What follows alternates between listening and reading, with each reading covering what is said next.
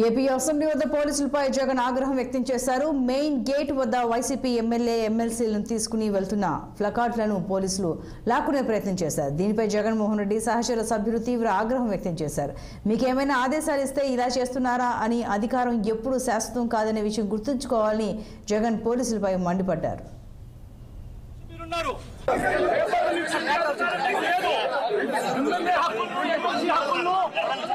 పరిరక్షించే బాధ్యత మీదే. ఎమ్మెల్యే దగ్గర నుంచి ఎమ్మెల్సీ దగ్గర నుంచి పేపర్లు గుంజుకొని లాక్కొని మీ ఇష్టం వచ్చినట్టుగా చింపే కార్యక్రమం చేసే అధికారం ఎవరిచ్చారు?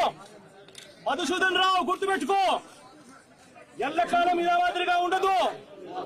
ప్రజాస్వామ్యంలో ఉన్నాం మనం. మీ టోపీ మీద ఉన్న సింహాలకు అర్థం ఏమిటో తెలుసా? అధికారంలో ఉన్న వాళ్ళకు సెల్యూట్ కొట్టడం కాదు, ప్రజాస్వామ్యాన్ని కాపాడడం కోసం మీరున్నారు.